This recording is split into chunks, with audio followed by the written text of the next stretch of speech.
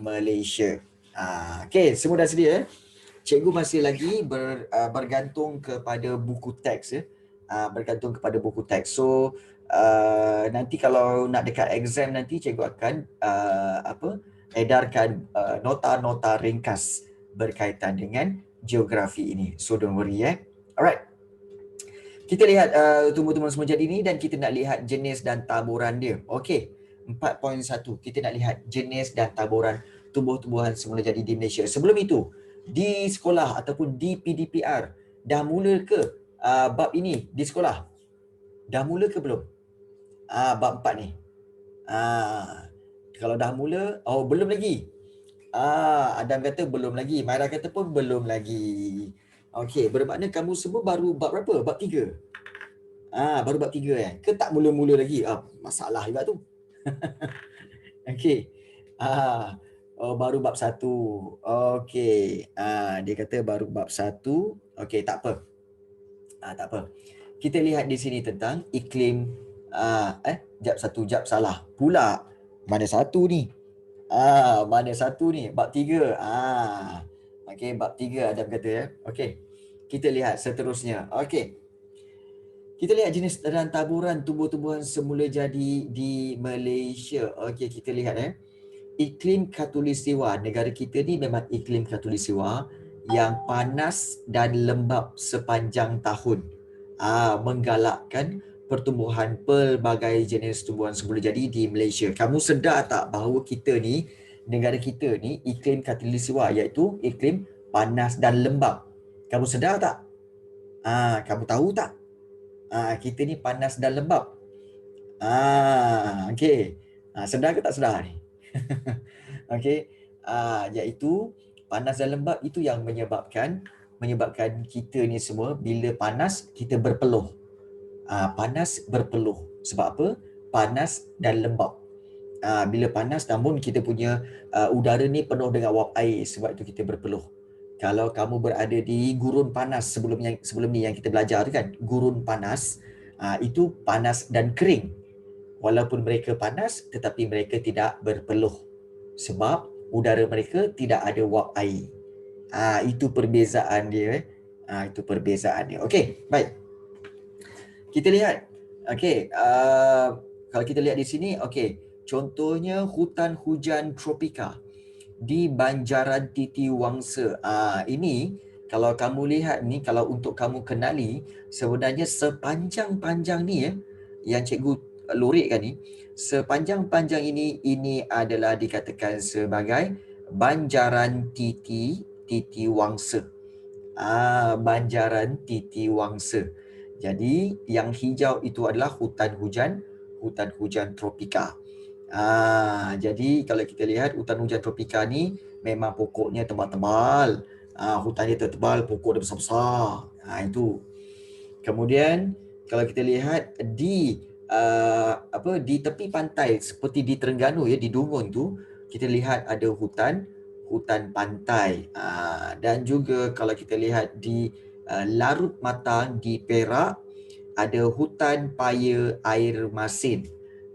Kenapa dipanggil hutan paya air masin? Sebab paya ini berhampiran dengan laut. So laut kan airnya masin. Sebab itu dipanggil hutan paya air masin. Kemudian di kawasan yang yang oren-oren ini dikatakan hutan paya air tawar. Especially di Tasik Bera. Tasik Bera, Pahang. Itu taburan dia. Jadi kalau kamu lihat peta Malaysia ni, kalau di tengah-tengah itu adalah hutan tropika. Yang coklat-coklat tu cikgu yang awak lag atau saya? Okey. Jap. Kamu lag ke cikgu yang lag? Lag tak? Berlaku lagging tak? Berlaku tak lagging? Nak tanya kamu ni. Lagging tak? Maknanya ada slow tak? Kadang-kadang ya. Oh ya. Yeah. Okey, mungkin sebab cikgu punya internet ni unstable lah. Internet ni unstable. Sekejap, cikgu tengok. Ya. Yeah. Uh, wow, cikgu, saya dah bab cikgu saya. Apa ni Dam? Tak faham. Okey, tak faham. Okey. Tak apa. Kalau lag bagi tahu cikgu ya. Kalau lag bagi tahu. Cikgu cuba untuk cuba untuk ni lah, untuk improvekan sikit. Tak apa, tak apa. Ini berkaitan dengan masalah internet sikit. Okey. Baik, tak apa. Kita teruskan. Okey. Hutan di Malaysia terdiri daripada 2,500 spesies pokok, okey, dan 200 spesies mamalia, 600 spesies burung dan 110 spesies ular. Begitu juga kita ada 80 spesies cicak dan beribu spesies serangga. Maknanya, okey, Malaysia ni binatangnya, pokok-pokoknya macam-macam. Beribu-ribu yang ada. Kan?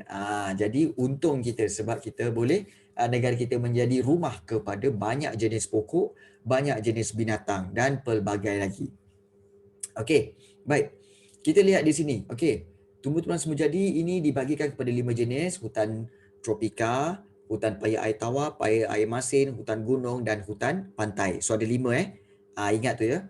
Iaitu hutan hujan tropika, hutan paya air tawar, paya air masin, hutan gunung dan juga hutan pantai. Ini contoh hutan gunung, iaitu di Taman Negara Gunung Mulu di Sarawak. Dan juga ada hutan pantai di Pulau Sipadan di Sabah. So kalau kita lihat di sini, inilah dia. Yang warna coklat-coklat tu adalah hutan gunung. Yang di tepi-tepi tu yang warna biru tu itu adalah hutan pantai. Dan ada juga hutan paya air masin di Sabah dan juga di Sarawak. Memang banyaklah sebenarnya. Jadi itulah taburan-taburan bagi jenis-jenis hutan. Baik, kita lihat dulu hutan hujan tropika. Inilah dia. Okey, kita lihat hutan hujan tropika di sini ada 4 lapisan. Ada 4 lapisan ya, iaitu yang di bawah sekali, lantai hutan. Lantai hutan. Kemudian di atas tu ada lapisan tengah, iaitu ketinggian daripada 10 hingga 20 meter, itu lapisan tengah. Kemudian lapisan yang ketiga ialah lapisan kanopi. Di antara 20 hingga 40 meter itu kanopi ataupun silara. Tapi kalau cikgu nak ingat, kanopi lah. Dan lebih daripada 40 meter itu adalah lapisan renjung. Yang ini maknanya lapisan renjung itu adalah lapisan yang di atas sekali. Tak banyak pokok yang ada di lapisan atas ni ya. Yang ini. Ini lapisan renjung. Yang di bawah ini, di antara ini dengan ini adalah lapisan kanopi, iaitu lapisan yang membentuk seolah-olah macam bumbung. Dia kanopi hutan. Yang di bawah ini lapisan tengah dan di bawah ini lantai hutan. Siapa biasa masuk hutan? Siapa yang pernah masuk hutan? Anyone here? Siapa yang pernah masuk hutan? Pernah masuk hutan? Adam? Maira. Maira, kamu di mana? Di Johor Maira? Hutan macam mana tu cikgu? Betul-betul hutan lah. Oh ya, betul-betul. Maira dari Sarawak. Ya, betul. Jap Maira. Abang kamu ada kan? Siapa nama dia abang kamu? Bukan abang kamu masuk juga kelas cikgu ke? Maira. Siapa abang dia? Lupa lah. Okey. Mira. Ya, Isaac. Isaac tak masuk kelas cikgu lagi Okay. Tak tahu? Oh, okey. Baik. Tak ada pun nama dia. Itulah. Baik, Amirah. Hutan yang betul-betul hutan lah. Macam kalau dekat Taman Melawati, belakang tu kan ada kawasan-kawasan Gombak, kemudian nak pergi ke Genting Highland, kan ada kawasan hutan-hutan tu semua. Pernah tak masuk hutan-hutan macam tu? Tak pernah lagi takut saya tak pernah. Okey. So, kalau kamu berada di hutan, inilah rupa dia, iaitu apa tahu? Berlapis-lapis. Orang bandar konon. Okey. Okey, kalau kamu ada peluang untuk masuk hutan, pergilah. Pergi masuk hutan. Belajar tentang apa? Tentang tumbuh-tumbuhan, tentang apa haiwan, tentang bagaimana masuk hutan ni best ke tak best. Okey. Baik. Pokok-pokok di hutan ini kelihatan berlapis-lapis dan malar hijau. Baik. Nak tanya kamu semualah apa maksud perkataan malar hijau? Apa maksud perkataan malar hijau? Anyone? Tahu ke tak tahu apa itu malar hijau? Hijau pekat. Airil hijau pekat. Okey. Malar tu. Ya, betul Amirah. Okey. Malar ni maknanya sentiasa, tak berubah. Jadi kalau malar hijau maknanya sentiasa hijau, tidak berubah. Itu maksud malar. Malar ni banyak kegunaan dia tahu perkataan ni. Malar hijau, malar segar, maknanya sentiasa segar. Itu maksud malar. Okey. Jadi pemboleh ubah dimalarkan. Itu dalam maths Amira Sharafana. Pemboleh ubah dimalarkan. Sains cikgu, sains. Sains. Pemboleh ubah. Pemboleh ubah dimalarkan maknanya apa? Pemboleh ubah yang dikekalkan. Pemboleh ubah yang distatikkan. Yang dimaintainkan, yang dikekalkan. Yang tak berubah. Yes. Okey. Jadi, dalam geografi pun ada tahu. Iaitu pokok-pokok di hutan ini kelihatan berlapis-lapis dan sentiasa hijau. Malar hijau. Dan daun dia bersaiz besar, pokoknya tinggi dan dahan yang tersebar. Maknanya dahan yang tersebar macam tu. Jadi, hujung-hujung daunnya adalah berbentuk tirus untuk membolehkan air hujan mengalir turun dengan mudah dan cepat. Baik Adlan.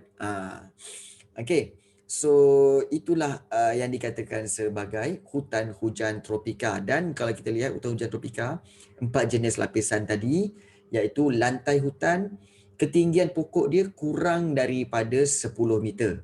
Rendah-rendah lah. Dan tumbuh-tumbuhan dia jarang. Okey, jarang. Kerana apa? Maknanya jarang ni dia tak rapat-rapat. Kerana apa? Kerana kurang mendapat cahaya matahari.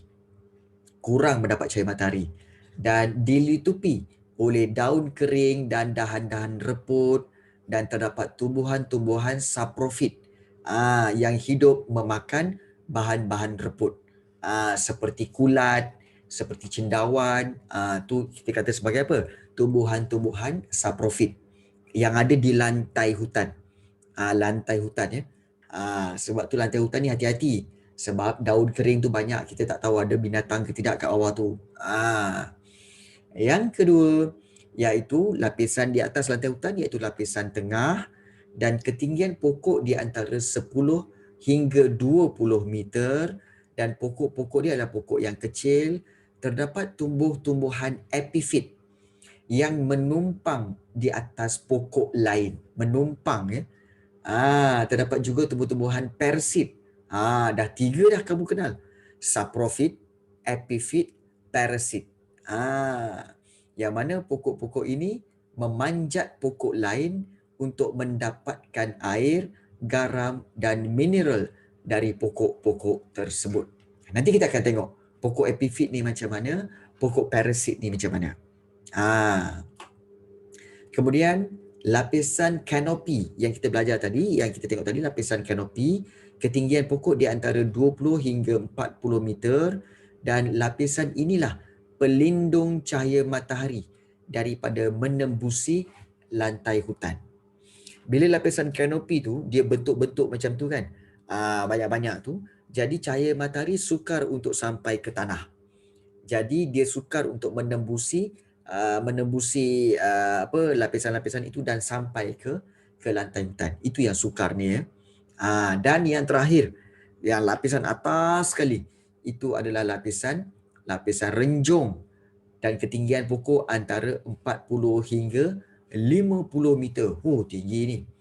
Dan pokok-pokok ini biasanya pokok berkayu keras dan tumbuh rapat-rapat. Batangnya lurus dan tinggi untuk mendapatkan cahaya matahari. So ada empat jenis lapisan. Lapisan kalau kita nak ingat mudah je daripada bawah kan. Lantai hutan, lapisan tengah, kanopi, renjung. Ingat balik lantai hutan, lapisan tengah, kanopi, renjung. Itu cara bagaimana untuk kita ingat lapisan hutan. So itu lapisan hutan di hutan-hutan tropika. Bagaimana pula hutan pantai? Hutan pantai ni tumbuh di kawasan pantai yang berpasir. Rasanya kawasan-kawasan di Sabah, Sarawak banyak pantai-pantai berpasir ni ya.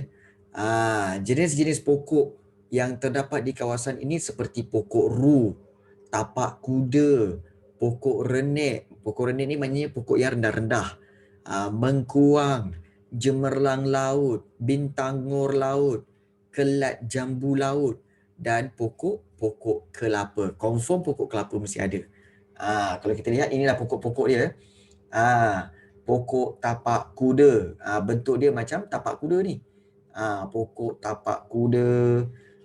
Kemudian pokok ru. Ini biasa ada di tepi pantai. Pokok ru. Kemudian ada pokok-pokok renek, iaitu pokok-pokok yang rendah-rendah. Yang macam ni lah. Pokok renek. Kemudian ada mengkuang. Ini mengkuang. Nampak tak pokok-pokok mengkuang? Dan di belakang tu ada pokok kelapa. Ini semua di mana? Di hutan pantai. Di hutan pantai ya. Jadi kita lihat pokok-pokok yang terdapat di hutan pantai ni dia memang berbeza-beza ketinggiannya dan pokok ru tumbuh sehingga 40 meter. Mempunyai batang yang lurus, tinggi dan berbentuk silinder. Dan tumbuh-tumbuhan menjalar seperti tapak kuda sesuai hidup di pantai yang berpasir, dan profil hutan pantai di bawah menunjukkan perbezaan tumbuh-tumbuhan semula jadi mengikut jarak dari laut. Semakin jauh daripada pantai, pokok dia semakin meninggi lah kalau kita lihat ya. Dan kalau kita lihat pokok-pokok ini apa tujuan dia? Macam mana diorang boleh tinggal ataupun tumbuh di sini? Pokok-pokok ini adalah pokok-pokok yang mampu menahan tiupan angin yang kuat. Laut kan kuat angin dia kan. Jadi pokok ru macam pokok ru, pokok kelapa. Kalau ditiup angin pun dia tidak akan tumbang. Contoh macam dua pokok kelapa di belakang Cikgu Nia. Pokok kelapa di belakang Cikgu Nia. Punyalah kalau kamu tengok ombak sikit punya kuat kan. Tapi dia punya daun relax aja, sikit-sikit aja kan. Inilah dia. Kan. Ini contoh. Contoh pokok kelapa yang ada di tepi pantai. Inilah dia hutan pantai. Okey, baik. Kemudian kita tengok hutan paya air tawar. Hutan paya air tawar, kalau kita lihat, paya air tawar beza. Paya dia ada dua jenis paya air tawar, paya air masin. Kalau kita lihat, kalau paya air tawar terdapat di kawasan bersaliran buruk yang sering ditenggelami air, khususnya air sungai ataupun air tasik. Baik. Bagi tahu cikgu, kenapa dikatakan bersaliran buruk? Kenapa dikatakan bersaliran buruk? Adakah rupanya buruk ataupun dia tu buruk ataupun macam mana? Kenapa dipanggil bersaliran buruk? Bagus Iskandar. Okey, kerana apa? Kerana airnya bertakung. Tidak bergerak ke mana-mana. Ada bertakung. Bila bertakung itu maknanya saliran buruk. Kalau air dia mengalir, macam air sungai ke kan, itu bersaliran baik. Itu beza dia. Okey. Jadi kalau kita lihat jenis-jenis pokok yang tumbuh di hutan ini ialah seperti mengkuang, mersawa paya, meranti paya dan juga kempas. Terdapat juga pokok-pokok jenis berkayu keras dan batangnya besar, lurus dan tinggi yang tumbuh secara bercampur aduk, rapat-rapat dan tidak mempunyai dahan di bahagian bawahnya. Kalau kita lihat di sini, inilah contoh kalau kita lihat di sini, inilah contoh paya di mana kalau kita lihat di sini, ini kawasan paya. Airnya bertakung. Okey, airnya bertakung kat sini. Kemudian yang di sini kalau kita lihat adalah pokok-pokok seperti pokok-pokok mengkuang, kemudian pokok mersawa paya. Ini semua bertakung ni. Di bahagian belakang ni baru ada pokok-pokok seperti meranti, kempas, dia bertakung. Jadi ini dikatakan sebagai hutan paya air tawar. Dan jenis-jenis akar pun ada tau, iaitu akar udara, akar pneumatophore. Pneumatophore iaitu jenis akar-akar yang apa tau, yang terkeluar daripada air tu. Contohnya macam ni. Kamu lihat kalau kita lihat kat sini hujung ni, nampak tak? Ada akar-akar yang terkeluar tu. Nampak tak ada akar-akar yang terkeluar ni kan? Yang ini pun ada akar-akar macam ni. Okey. So yang ini sebenarnya adalah akar-akar yang tujuan dia untuk menyerap oksigen. Nampak tu? Iaitu untuk menyerap oksigen. Okey. Manakala kalau kita lihat akar banir, iaitu akar banir untuk pokok meranti, okey, dan akar jangkang untuk kelat dan merbulan untuk menyokong pokok daripada mudah tumbang dan di kawasan-kawasan yang menakung air. So dia ada akar-akar yang tengah-tengah je, dia akar banir dan juga ada akar jangkang. Untuk apa? Untuk menahan pokok tu daripada tidak tumbang. Nampak tak? Punyalah, kita kata apa tau? Sebenarnya kalau kita fikirkan daripada satu sudut, hebatnya Tuhan ni. Hebatnya Tuhan kita kerana apa? Tuhan ini menciptakan pokok-pokok mengikut tempat dan memang sesuai ikut tempat dia. Kalau tempat yang berpaya disediakan, dibuat pokok yang akarnya terkeluar, akar jangkang tu. Supaya apa? Supaya boleh menyerap oksigen. Nampak tak? Kalau kita lihat di sini, hebatnya Tuhan kerana menciptakan tumbuh-tumbuhan yang boleh hidup mengikut tempat dia. Sebab itu, satu-satunya ciptaan Tuhan yang terbaik. Apakah ciptaan Tuhan yang terbaik? Siapa boleh bagi tahu, cikgu? Apakah ciptaan Tuhan yang terbaik? Betul, Amira Syarafana. Iaitu ciptaan Tuhan yang terbaik ialah manusia. Kerana apa? Kerana manusia ini Tuhan cipta dengan diberi akal. So akal ini kita boleh ubah. Kita boleh mengubah dunia. Kita boleh mengubah tempat yang bertakung menjadi tempat yang rata. Ya. Malaikat. Okey, bagus soalan Iskandar tu.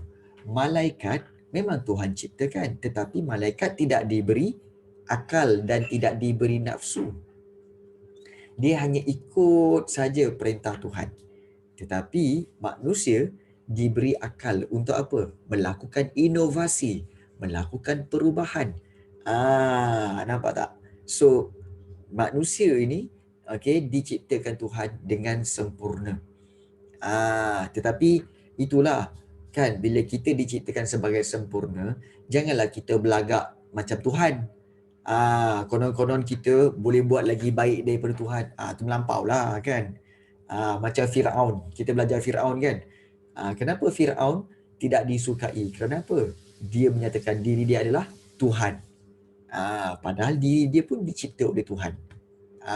Jadi kena faham kat situ. Inilah ciptaan Tuhan ya. Baik. Kita lihat di sini untuk profil hutan paya air tawar. Kalau kita lihat di sini, paya air tawar ni ada A, B dan juga C. So kalau kita lihat yang A ni terdiri pada lapisan pokok-pokok renek yang rendah-rendah. Tumbuh-tumbuhan dia adalah jarang kerana kurang cahaya matahari. Kurang cahaya matahari dan lantai hutan itu dibanjiri air pada musim hujan. Betul kan sayang kan? Ciptaan terbaik Tuhan ialah manusia, betul? Betul. Kan. Jadi pasangan terbaik untuk cikgu ialah isteri cikgu. Mana dia? Alamat dia lagi tak sampai. Okey. Ya. Okey, baik. Seterusnya, lapisan pokok renek, so itu ada pokok-pokok dia. Kemudian lapisan tengah yang B ni, iaitu pokok-pokok yang bersaiz kecil dan sederhana. Okey. Dan kanopi pula ialah pokok-pokok berkayu keras dan tinggi membentuk kanopi yang tidak sejajar. Maknanya kanopi yang tidak sekata. Ada yang bentuk tinggi, ada yang bentuk rendah, ada yang jarang-jarang, so dia tak sekata. Dia tak sejajar macam tu. Inilah 3 lapisan. Lapisan pokok renek, lapisan tengah dan juga lapisan kanopi. Itu di hutan paya air tawar. So kalau kita tengok pokok bintagor laut ni, bersaiz sederhana besar, tidak berbania dan lazimnya berdahan rendah.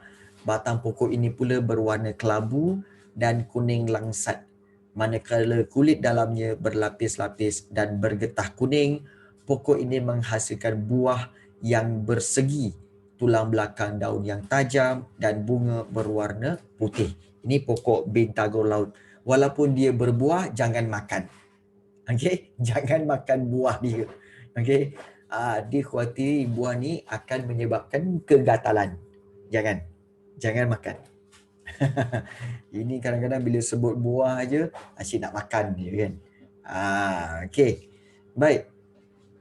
Kemudian inilah dia hutan paya air masin. Hutan paya air masin. Okey, sekejap sebelum tu.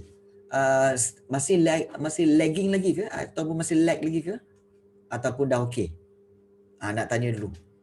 Lag lagi ke okey? Kamu rasa macam mana? Macam lagging sikit je. Ada lag lagi okey, Amira kata okey. Yang lain-lain macam mana? Okey. So okey je. Alright. Okey, kita sambung. Sikitlah. Okey, tak apa. Kita sambung. Okey. Hutan paya air masin. Bila disebut air masin, maknanya hutan ini terletak di tepi laut.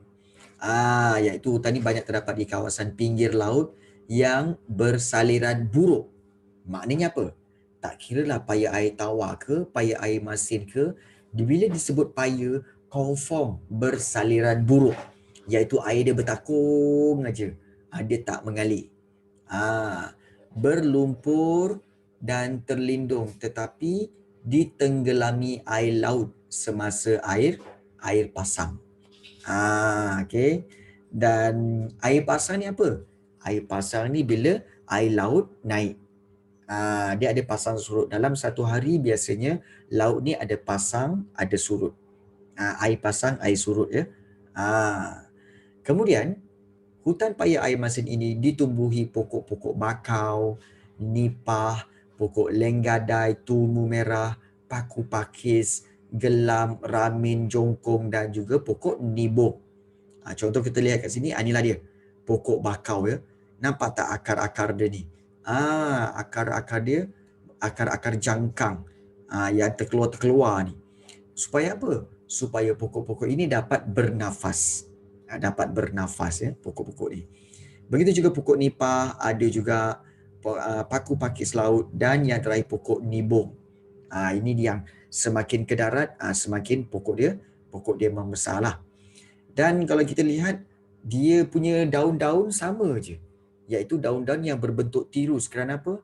Supaya dapat menahan angin, menahan daripada tiupan angin, supaya tak tumbang. Sebab tu daun-daun dia kecil-kecil.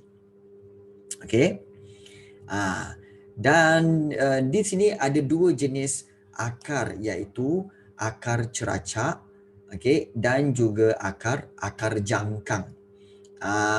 Okey. Kalau kita lihat ni, akar ceracak untuk bakau api-api dan perpat, dan dia berfungsi untuk pernafasan. Okey, dan akar ceracak ni kekurangan oksigen kerana ditenggelami air, maka dia akan keluar menegak dari tanah lumpur. Yang mana yang ini. Kalau kamu lihat ni, inilah dia akar ceracak. Kalau kamu pergi tepi-tepi pantai kan yang berlumpur, kamu akan nampak akar tu ceracak macam tu. Itu akar ya. Itu akar. Bukan pokok, akar pokok. Tujuan dia untuk apa? Untuk dia mengambil oksigen dan bernafas. Yang inilah. Ni bentuk dia, ni bentuk dia untuk bernafas, akar ceracak. Manakala akar jangkang pula, yang ini, yang terkeluar-keluar ni. Kan yang terkeluar ni, yang terkeluar ni kan, yang terkeluar macam ni. Ni adalah akar jangkang. Dan akar jangkang ni banyak pada pokok bakau kurap dan bakau minyak, di mana tumbuh di bahagian pangkal batang pokok, dan dia akan masuk ke dalam lumpur, dan tujuan akar ini adalah untuk menyerap udara ketika air pasang dan akan menyokong pokok daripada mudah tumbang. Hebat. Kan? Setiap pokok ni dia ada dia punya special kualiti ataupun special dia punya sifat dia. Ada akar jangkang, ada akar ceracak supaya dia boleh hidup dekat tanah dan tempat-tempat dia. Hebat.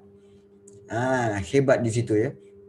Akar jangkang. Dan kalau kita lihat di sini, iaitu yang di bahagian terakhir di sini, iaitu akar ataupun dikatakan hutan gunung. Hutan gunung. Macam cikgu cakap tadi, okey, hutan gunung terdapat di kawasan tanah tinggi yang melebihi 1,200 meter dari aras laut. 1,200 meter ya. Tumbuh-tumbuhan semula jadi adalah berbeza mengikut ketinggian, dan tumbuh-tumbuhan akan mengadaptasikan dengan suhu dan kesuburan tanah. Jadi kalau kita lihat di sini, contohnya ini profil hutan gunung ya. Okey, kalau di bawah ni, okey, kalau kamu tengok ni di bawah ni, okey, di bawah ni adalah hutan di bawah antara 0 hingga 1,200 meter kan. Ini adalah hutan apa? Ini adalah hutan tropika. Yang di bawah ni hutan tropika. Tetapi apabila dia melebihi 1,200 meter ni, maka dah bermula hutan mountain bawah, dan 1,800 hingga 2,900 meter hutan mountain atas. Kemudian bila 2,900 dan ke atas, tumbuhan hampir alpine. Tumbuh-tumbuhan ini memang beza sikit. Dia macam pokok-pokok daun tirus sikit. Dan bila 3,500 ke atas, ini adalah tumbuh-tumbuhan alpine. Kalau tinggi lagi, dia dah tak ada pokok dah. Dia lumut aja tinggal. So kalau kita lihat di sini, apa yang ada pada 4 lapisan hutan ini, iaitu pada hutan mountain di bawah tu, okey, dikenali sebagai hutan daun luruh. Ketinggian pokok antara 15 meter hingga 33 meter, dan banyak terdapat pokok seperti pokok oak dan laurel, okey, serta tumbuh-tumbuhan epifit seperti pokok orchid dan juga paku langsuir. Kalau disebut langsuir ni, maknanya pokok yang dikaitkan dengan hantu lah. Hantu langsuir tu kan. Jadi ada tau dalam hutan. Tapi bukan langsuirnya, pokoknya lah. Jangan kau takut pula kan. Itu hutan mountain bawah. Hutan mountain atas terdapat pokok-pokok daun tirus. Daun tildus ni maknanya daun dia dah halus-halus dan kebanyakan pokok adalah rendah.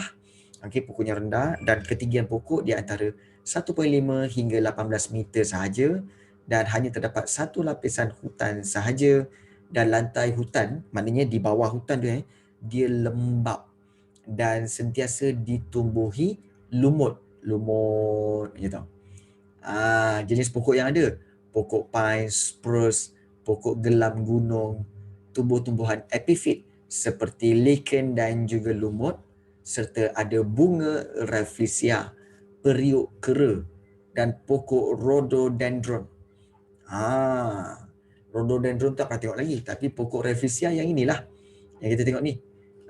Bunga rafflesia. Untuk pengetahuan kamu, bunga rafflesia adalah bunga yang terbesar di dunia. Ya. Pokok yang terbesar di dunia, bunga yang terbesar di dunia adalah bunga rafflesia. Yang berada di mana? Yang berada di Malaysia. Bunga rafflesia. Cikgu pernah cerita kan, sebenarnya mana datang nama rafflesia? Siapa tahu? Siapa tahu? Mana datang nama rafflesia? Rafflesia. Siapa tahu? Ada tahu? Rafflesia tak tahu Rafflesia tu datang daripada nama siapa? Nama orang yang membuka Singapura. Siapa nama dia? Siapa nama dia? Yang membuka Singapura tu? Betul, iaitu Stamford Raffles. Dialah yang bagi nama pada bunga tu. Bunga Rafflesia. Itu sebenarnya. Kan? Okey. Kemudian kita ada hutan mountain atas, hutan mountain bawah, atas, kemudian tumbuhan hampir alpine, iaitu terdapat hutan campur jenis pokok bantut, maknanya pokok yang rendah-rendah dan rumput. Contohnya pokok renek conifer dan juga rumput-rumput jenis Lows buttercup, Bornean eyebright, red senecal dan juga periuk kera. Dan yang melebihi 3,500 meter adalah tumbuhan alpine. Terdapat tumbuhan renek dan juga lumut-lumut. Okey, seperti orchid dan juga lumut. So, itu berkaitan dengan hutan gunung. Hutan gunung kat sini ya. So, di sini bagaimana untuk kita ingat semua ni cikgu? Baik. Sebenarnya kita boleh bahagikan dulu. First of all, kita nak kena ingat kan, hutan ada berapa jenis? Kita ada hutan hujan tropika, kemudian hutan paya air tawar, paya air masin, hutan pantai dan juga hutan gunung. So ada berapa? Ada 5. Betul? Ada 5. Kemudian kita pergi hutan hujan tropika. Hutan hujan tropika ada 4 lapisan. Iaitu lantai hutan, kemudian lapisan tengah, kemudian kanopi, kemudian satu lagi iaitu lapisan renjung. Itu hutan hujan tropika. Hutan paya air tawar banyak terdapat di mana? Di kawasan-kawasan yang bersaliran buruk di tepi sungai. Dan dia ada 3 lapisan, iaitu bahagian yang A, iaitu bahagian lantai hutan tu yang bertakung air, kemudian bahagian yang kanopi, dan yang terakhir kanopi tak silap cikgu. Dia ada 3. Begitu juga dengan hutan paya air masin yang berada di tepi-tepi laut, dan pokok-pokok dia seperti apa? Seperti pokok bakau, yang mana ada akar cerajang dan juga akar jangkang, akar ceracak dan juga akar jangkang. Kemudian kita pergi kepada hutan pantai, di mana hutan pantai terdapat banyak pokok-pokok yang mampu untuk menahan air ataupun menahan angin laut daripada tumbang. Jadi pokok-pokok seperti pokok kelapa dan juga kita ada pokok tapak kuda dan sebagainya. Dan yang terakhir adalah pokok ataupun hutan gunung. Di mana hutan gunung ni kalau kita lihat ada juga 4 lapisan, iaitu mountain bawah, mountain atas, tumbuhan separa alpine, hampir alpine, dan yang satu lagi tumbuhan alpine. So itu susunan dia. Kalau kamu nak ingat macam itulah.